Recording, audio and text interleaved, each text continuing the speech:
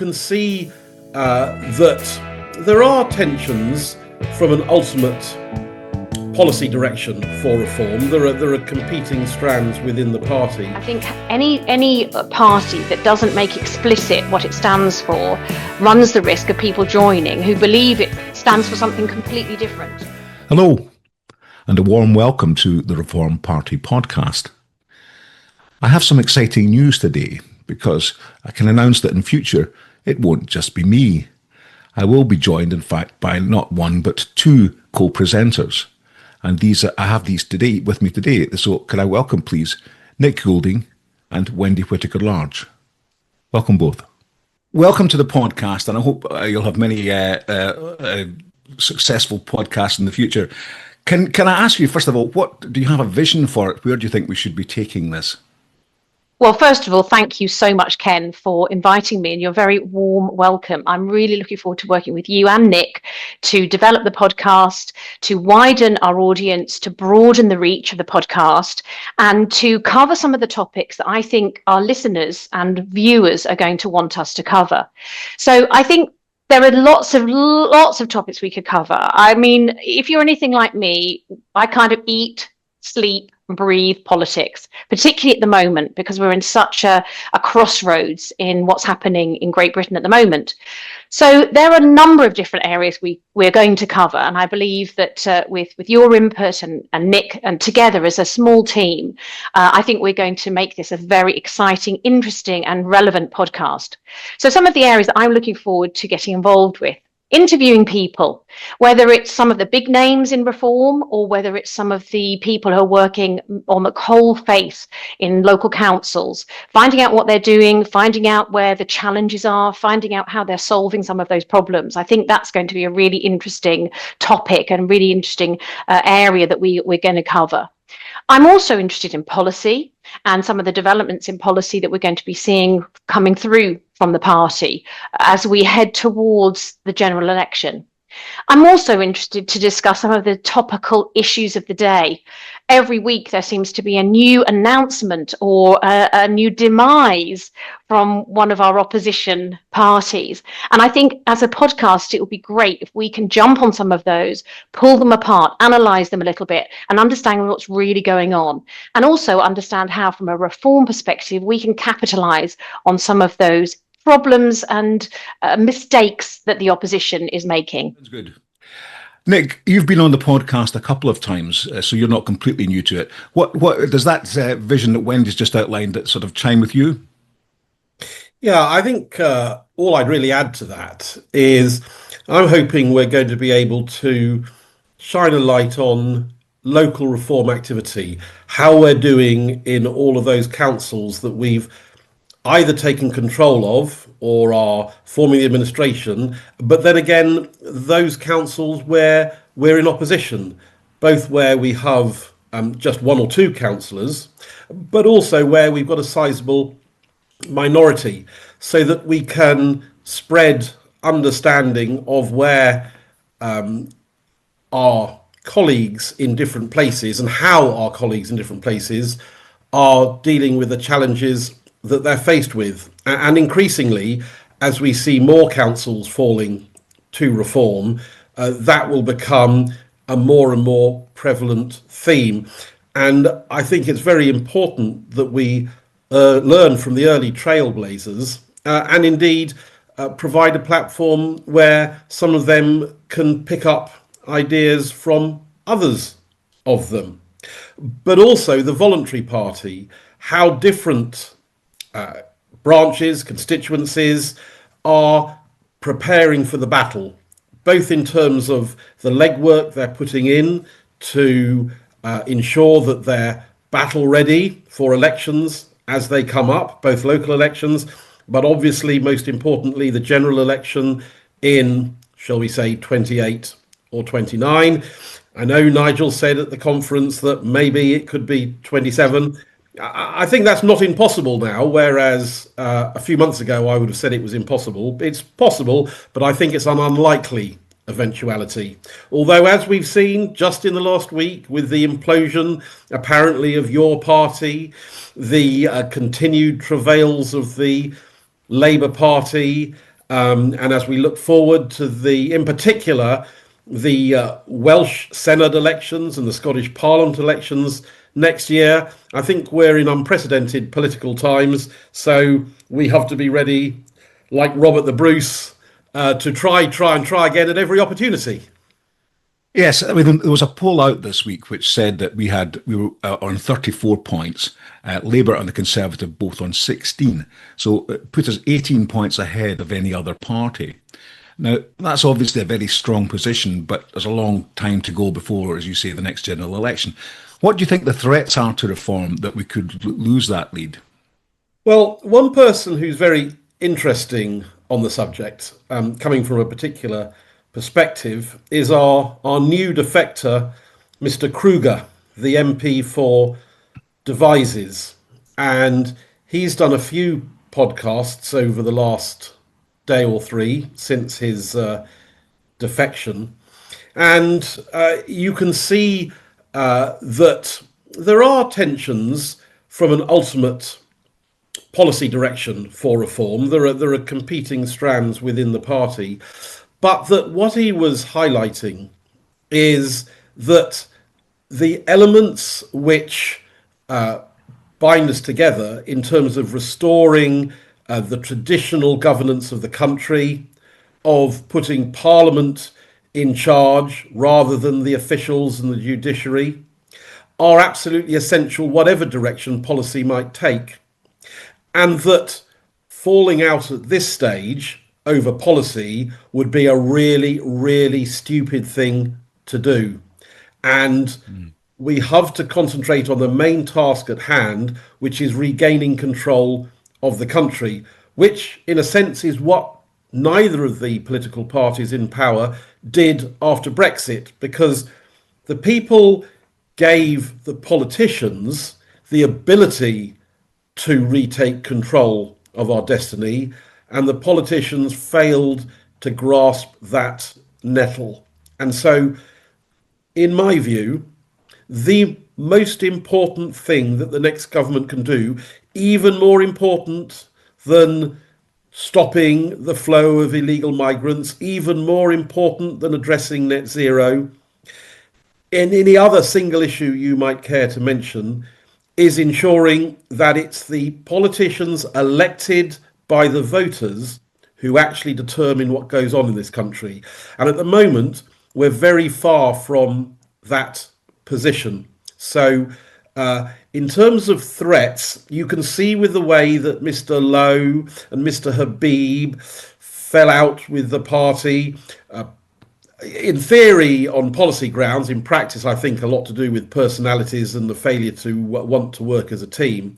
But that is where I think our big threat lies. People who are too impatient, people who are too self-centered on their own careers. And that's the danger that we have to steer behind. And as a party, we need to be ensuring that we are disciplined and loyal so that we can deliver the victory, the absolute majority that will be required. And not merely the majority in terms of seats, but sufficient votes to have the mandate, which is what the present government sorely lacks, the mandate to deliver the change which I think is so desperately needed. Wendy, what do you see as being the potential threats to our success at the next general election, or are there none? I completely agree with Nick that we must ensure we get that strong mandate. But on the route to the general election, we have by-elections happening weekly. There's a table, I can't remember the name of the website, but you can see every week which seats are being contested weekly. And there's a handful every single week that come up for by-election. And it's very interesting tracking the results of those by-elections. Last week, for example, there were 5 by-elections, I believe, and I think 1 seat went to Reform, possibly 2, but the rest were either an independent, or I think we had 2 Greens, and there was 1 Labour hold. So I actually think this is very much a grassroots organisation. Reform is made up of people who are appalled, disgusted, disappointed by the history of the two main political parties over the last 20, 25 years. They are disaffected, but many of them are beginning to switch on and see that possibly reform has the answers. Reform has the tenacity, it has the determination, it has the strength, and it has the will to make the changes that the other parties have not had the political will to enact. So I believe that at the grassroots level, we have to ensure that we are working effectively in local branches for local people, because it's that grassroots movement that will actually embody those voters who go out on polling day to cast their ballots. So for me, the challenge is less so about policy, although that matters, and we must be clear about the principles and the values that we uphold in order to create that policy. We obviously have a general idea of direction of travel. We have the contract with the people, which gives us a yardstick against which we can measure policy. But I believe that actually at local level, it's critical that reform has not only the structures in place, but has the right people in place. And so that when a by-election is called in a local area, whether that's for a town council or a county council seat, that we have people who understand what it means to be a reform councillor, that we have people who are aligned with that, with those ideals, with those principles, and that can communicate that in normal language to their neighbours, their friends, their colleagues. Because ultimately, it's going to be that message that we send to our electorate, to our residents, that's going to help them to think, yes, I completely agree with that. That makes sense. That's what I think. That's what I believe. That's what I want to see happen. And it encourages them to get up and vote for us on the day. That, to me, I believe, is one of the biggest challenges, you could call it, or areas of growth that I think we're going to see over the next few years. And that's where I think, we should be really focusing a lot of our energies. Right. Well, let me throw one in, because you mentioned there that Danny Kruger had defected to us a week or so back. And indeed, we've had some other quite high profile defections over the last few weeks. Now, my understanding is that we have what they call a defection team, so that when somebody wants to defect and tells us they want to join Reform, we look at them and we assess them on a number of criteria on things like their voting record on various subjects, etc. And we then make a decision as to whether or not we want them. Now, this seems to me to hold a lot of potential threats, because we're trying very hard to convert to Reform all of the red wall seats, all the working class areas. And I was reading an article the other day about how Bootle in Merseyside is now solidly Reform, having been, 75% Labour for the last 100 years. So the danger, I think, that we have is that if we accept anybody from the Conservative Party, for example, we risk the projecting the image that we are just Conservative light, that the Conservatives have just moved over and are calling themselves another name. Now, I know that's not true, but it's the perception is a threat. Do you agree? I completely agree. I think that is absolutely true, which is why I believe that having some form of yardstick against which we sign up to, for example, a simple statement, a mission statement, a statement of vision and values. I think this would be very, very useful. I think any party that doesn't make explicit what it stands for runs the risk of people joining who believe it stands for something completely different, or they might stand on some kind of policy platform and make an announcement which they think, it fits their idea of reform, but the rest of us are appalled and think, oh dear, that was a terrible faux pas. We can't align ourselves with that. So I think that's a very good point, Ken. It is a very difficult balancing act to join. I do entirely understand the reservations which some people have. On the other hand, if you don't take risk, you don't get reward. There's no successful political party in history that has uniformity of views, because if you want to achieve a commanding majority, one that's got in the 40+% of the population supporting us. You cannot apply a narrow stricture to the range of views. You've got to broaden it out a bit. Now, you don't want to broaden it out so far that you lose cohesion, but you have got to be prepared to be a little bit more open. And if we block off the route to defectors, some of whom may sort of fly in the face of the past, then like rats in a trap, they will fight like mad where they are now. And we need to open a way to facilitate the evaporation of support for those parties. So take, for example, the latest Labour defector, the councillor, who you will see a lot of traffic at the moment, that he's a member of the Fabian Society. The Fabian Society is a long-standing public policy society, left-leaning. I think it predates the Labour Party, as it happens. But there's a whole wedge of people, many of whom I suspect are advance supporters, but some of whom will be Reform UK supporters, who go to this sort of thing and they say, well, this is a deep plot to infiltrate the Reform Party. And I think that they're a little bit misguided. I mean, if you, whether you're a Christian or not, there is a lot of good stuff in the Bible, some of which are harder to understand than other things. And I don't know about you, but when I hear the parable of the younger son who returns to the family, for whom the father pulls out the fatted calf, I remember always having deep sympathy for the older son who had remained behind and had worked diligently for his father.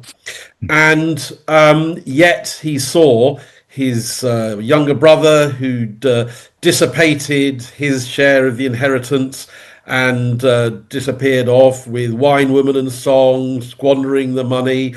And yet his father welcomed him with open arms when he returned. And that's a difficult one for the older son to swallow. But in the same way, we need to be prepared to do some swallowing. I've been in Reform from before it was Reform, when it was the Brexit Party. And I do feel the emotional response of some of the later arrivals. So I do empathise with that view, but I fear that it will do us no good if we attempt to close and shut the gate. And the other biblical allusion which I would raise, because I think it's very true, is that there is more joy in heaven over one sinner that repenteth than over 99 righteous men. And we have to be prepared to accept the sinners that are repenting. We've got to remember that the context in which they were pursuing their politics previously was a politics in which there wasn't the option of coming our way. And people on a whole are very conformist. They stick with the way things are, not necessarily how they might want them to be. And that's a human frailty. So we shouldn't judge them on their past if they give us clear evidence that their attitude now is one which will support us in our objectives. Yes, I mean you can't say to people that they can't have changed their minds and seen the light, or whatever way you want to put it. People are entitled to change their views. Indeed, I watched a interview with Jake Berry. Now, when I first heard Jake Berry was joining us, I have to say I wasn't jumping up and down, because his voting record as a Remainer and various things in the past. However, when he was interviewed, he very strongly came out and said, I changed my mind on these things. People must be allowed to do that. On the other hand, I think what we have to do is, when we get potential defectors, to be very careful what we promise them. So, for example, if you get, let's say, Nadine Dorries, for example, I hope she hasn't been promised that she will be put forward for a seat. She should have to go and join her local branch and make her way through that, and then have herself appointed by the branch. Now, it may be that the leadership will say that there are some exceptions to this, that there are some people who, because of their cabinet experience and so on, that they want in the party. And it may be that the membership have to agree to that. But it should be, these should be very small in number, I think. And most people who are defecting should be left to fight for themselves. I think one of the most powerful things that we could do, though, is to ensure that people, say a defector who comes into the party, maybe has an interview, and maybe that interview is actually made public. So, for example, with people like Jake Berry, Nadine Dorries, high-profile politicians, Danny Kruger even, I would love to see an in-depth interview carried out by somebody who would be able to pierce through their language or their so-called conversion to reform, and Maybe we could do it on the podcast, Wendy. Well, there we go. That's a great idea, Ken. I love it. But we could get behind the veil, because for many times when we see these defections happening, they're celebrated, they're touted. This is great. It's fantastic for reform. But I think a lot of members will be asking those questions. Well, what do you think about this? What do you think about that? What do you think about the other? Because that's what will reassure them that these people are on the reform team. And I get what you're saying, Nick, about we've got to allow people to change their minds. Of course we have. That's partly what we're doing. Surely we are here to challenge the status quo. We're here to bring people into reform who were previously Conservatives, Lib Dems, Labour, Greens. We want them to see the error of their past ways and to see that the future is bright when you're part of reform. Nevertheless, what we have to be careful about is that our message isn't too diluted. And one of the ways in which I think we can address that is actually by pursuing the policy of a smaller state. You see, one of the problems you have with policy is you have to have a whole host of policy when you have a whole host of quangos and departments and a big state, because somebody has to manage them all. Whereas when you have a smaller state, naturally you have fewer people running it, and there is less reliance on the individual views of those individual people running it, because there is less that they are responsible to do. And the issue that is a fallout of having a big state is that equally we have to have huge numbers of people, and we have to make sure that they're all vetted and they're all correct in what they say, and we're like the thought police. What do they really think about all these different issues? Well, to a certain degree that would be eradicated if there wasn't such a worry about the size of the state. Those things would dissipate, they would disappear. Yes, I mean, I agree. I'm very much in favour of small state, and I think a lot of reformers are. But there is the other aspect to it, whereby, for example, we're looking at nationalising certain industries, and we're looking at perhaps, Nigel wants to have the two-child benefit cap removed. Now, these things are not particularly small state. But so what I'm saying is that there's a portfolio of policies. They won't all suit everybody within the party. If I could chip in, there's a whole range of things there. I'm going to both agree and disagree. I am philosophically minded towards the smaller state, but that's not the battle that we need now, because there are different ways. I suspect that that's where we'll end up for all sorts of reasons, but right now the important thing is to actually have control of the state. And you can have any amount of theories about smaller states, bigger states, really doesn't matter.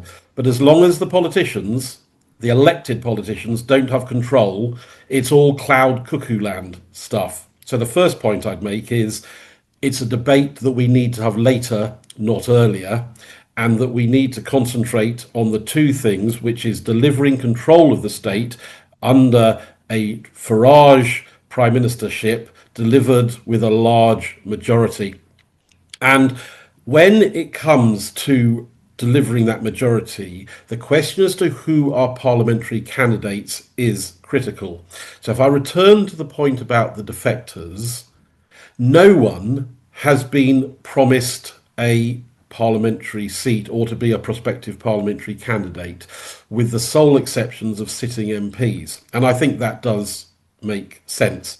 I'm not sure if Mr. Kruger's been promised to run in his seat again, but that would make sense to me because he's there in position. However, with everyone else, the established policy, which I was at pains to promote when I was running for the board, is that the party should be responsible for approving candidates as being suitable to be a Reform member of Parliament or to be a prospective parliamentary candidate, but that the individual branches should be the ones who do the selection from those approved candidates who wish to put their name forward for that particular seat. And I think it's that approval process by the individual branches of our candidates which is the fail-safe that will ensure that our candidates, and therefore the bulk of our MPs, both backbench and frontbench, are seen as sound by the people who elect them in their individual constituencies. So that's why it doesn't, as long as we have that policy, that's why it bothers me less who we have in at central level. There are two different audiences for these defections. There is obviously our own members and supporters, and we do have to convey a message to them so they understand the rationale and have an opportunity to listen to the people. But there's also the people, even more important in many ways, from whom they have left. So the principal audience for Mr. Kruger's defection is actually people who are still in the Conservative Party and might still be considering voting for the Conservative Party, because they're the ones that need to be convinced that Reform is a safe receptacle for their vote. And in the same way that Labour councillor who has been criticised for having been a member of the Fabian Society, he also sends a message to Labour voters, particularly Labour voters that have hung on to their traditional position. And so we need to consider both of those audiences in how we address these defections. But overall, we should be more open than less open, but remain sceptical, and to ensure that the defectors have the opportunity to make plain that they are adhering to the, as Wendy said, the thrust and the direction of Reform policy, which I do think the contract, although it might, as with all, let's call it a manifesto, manifestos die after the election, unless you happen to be elected. Nevertheless, until we have a new contract or a new manifesto, does provide the most coherent set of policy directions that we have to challenge people against. I think we are on the same page. I think I probably would speak up for the people who feel that the clearer, the more explicit message we can send, the better. Because I like to know what I'm doing something for. I like to be aligned with explicit policy. I used to be a member of the Conservative Party, and one of the reasons I left was because I signed up to be a conservative, and ended up thinking, actually, I'm a Lib Dem. And I think that there will be people who will be coming to Reform who have been stung by their previous experiences in other political parties where they thought it was one thing and it turned out to be another. And I think we've got to bear in mind that those people coming to Reform will be wanting to be reassured that if they are going to volunteer, go out and canvass, deliver leaflets, call up people, run events, do fundraising, all the things that the local and the national party needs people to do, I think we need to reassure those members that they haven't joined a party that is going to vacillate, that is going to veer so far from its principles as to be barely unrecognisable, which is what happened with the Conservative Party. And so therefore I think that there is an onus on us to make sure that we do keep pursuing those policy questions, because there will be people who will need that to feel reassured and safe that they're in the right place. We have plenty of policies that we need to be ramming home at every opportunity. The policy on net zero migration, the policy on stopping full stop the flow of illegal migrants and putting in place the deterrent because of the reliable and rapid detention and deportation of those that do make it here. That those that arrive here, once they're found, will be deported. That those who commit crimes when they're here will be deported. That we will be making the necessary changes to the judicial structures. We'll be withdrawing from the international conventions, not purely the European Court on Human Rights, but the various other UN conventions which have tied the hands of our judges. And at the very least, we'll remove them from UK law. And we will be removing from the common law of England and Wales the precedent that's been created by decisions that have been made under those foreign interventions, essentially returning our judicial starting point to before 1997. And there is such a wide range of policies in those areas that we don't really, we can talk a lot about policy without departing from the central thrust of where the party is now. And if we enter into other areas where there may be more scope for disagreement, I would firstly say that the disagreement is unnecessary at this stage, and furthermore it's premature, because until we've succeeded in that first tranche of policies that are already out there and clear, they are all necessary conditions to do anything else. And so talking about anything else until we've done that lot, and those are non-trivial tasks that will take a significant amount of time to deliver. So talking about stuff that we don't need to talk about before we need to talk about it creates scope for division where it's not required. Good. Well, as I was going to say, thank you both very much indeed for joining me on the podcast today. And thank you both for joining me on the podcast in the future weeks and months. I should say at this point that I know that we have got some fascinating guests lined up for the next few weeks. So I'll do what is a podcast thing and invite our viewers to click the subscribe button, and then they will be alerted to these marvelous guests when we have them on. But once again, thanks very much for joining me. Bye. Thank you. Bye-bye. Thank you.